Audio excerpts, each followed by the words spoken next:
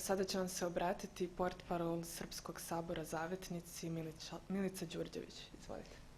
Dame i gospodo novinari, poštovani prijatelji, Srpski sabor Zavetnici učestvovao i prošle godine na jednoj sličnoj konferenciji za štampu povodom održavanja takozvanog Pride Weeka, povodom sedmodnevnih aktivnosti u organizaciji organizacijnog odbora takozvanog Pride Weeka, tokom kojih su za svih 7 dana povređeni moral, čast i dostojanstvo svakog građanina Srbije. Mi smo tada ukazivali na sramnu i skaradnu izložbu fotografija u kojoj je Isus Hrist prikazivan kao homoseksualac. Mi smo tada ukazivali na film klip koji je imao za cilj da srpsko društvo prikaže kao retrogradno. Mi smo tada ukazivali na to da upravo sve njihove aktivnosti se bave direktno razgradnjom srpskog društva i srpske države. Nijedna od pomenutih aktivnosti nije imala za cilj da afirmiše njihova prava ili da ukaže na probleme koje oni imaju u ovom društvu, pošto tvrde da ih imaju. Upravo zbog svega toga mi smo zabrinuti njihovom agresivnom propagandom koja se ovde vodi već dugi niz godina. Postavljamo pitanje da li je ova vlast zapravo dobila mandat naroda da čini ovakve stvari i samim tim osporavamo njen legitimitet. Isto tako želim da ukažem na to da se gej parada svake godine javlja kao pojava koja vrlo vešto skreće pažnju sa čitavog društvenog i političkog konteksta u kom se nalazimo.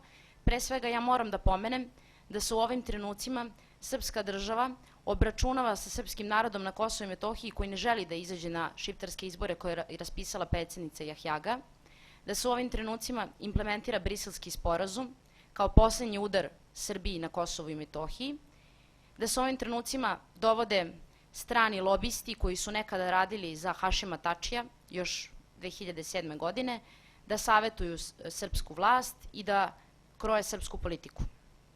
Upravo zbog toga mi govorimo danas u ime većine građana Srbije koji već deceniju osjeća teror jedne manjine, koja sprovodi dirigovane akcije. Govorimo u ime svih obespravljenih građana, u ime nezaposlenih, u ime gladnih, u ime svih trudnica, u ime svih porodica koje ne mogu da prošire svoju porodicu i ostaju samo na jednom detetu ili dvoje. Govorimo u ime svih zabrinutih građana koji su potrešeni činjenicom da se na godišnjem nivou izvrši više od 100.000 abortusa u Srbiji.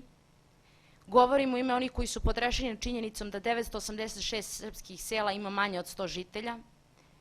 U ime onih koji su potrešeni činjenicom da svake godine u Srbiji ima 32.000 stanovnika manje. Postavljamo pitanje da li je moguće da organizatori Pride Weeka raspolažu sa ovolikim finansijama, ko daje novac za to. Moj prethodnik je na to vrlo lepo odgovorio, ali ja ću podsjetiti da je Ministarstvo kulture učestvovalo zapravo u snimanju filma klip, dok Beogradski muzeji već godinama ne rade, beogradska pozorišta, beogradski bioskopi i uopšte bilo kakvi kulturni centri.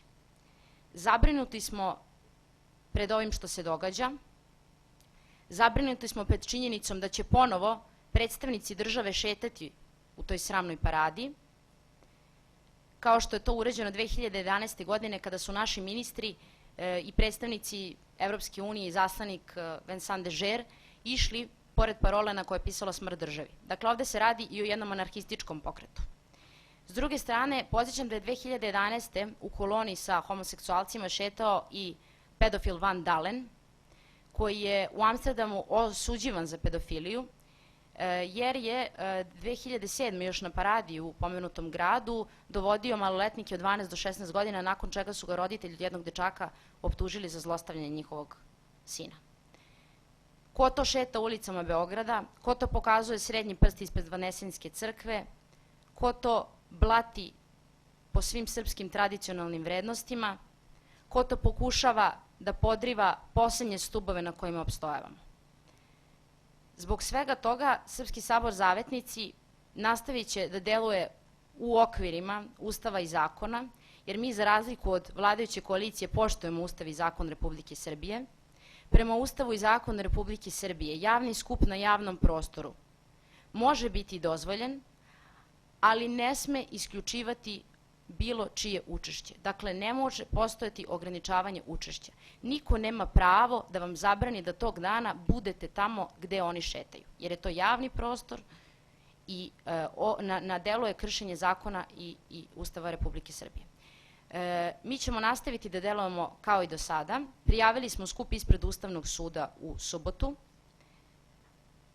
Skup će biti posvećen tome da zatražimo od Ustavnog suda da se konačno izjasni po pitanju neustavnosti Briselskog sporazuma.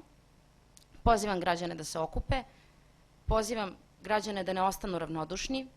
Činjenica je da je to ono što oni od nas očekuju i da je to ono što oni priželjkuju. U medijima će se zapravo i stvoriti takva jedna situacija da će se predstaviti kao da su ljudi odustali, da je konačno srpski narod shvatio da je Beogradu potreba nekakav Pride i zbog toga očekujem da svi građani Srbije pokažu da se sa tim nisu pomirili i da nisu odustali od toga da brane svoja prava. Na kraju imam samo da kažem i da pitam i predstavnike vlasti Aleksandra Vučića i Ivicu Dačića da li oni znaju zapravo šta znači ponos, jer ako je ovo parada ponosa, onda se mi pitamo šta je to parada stida.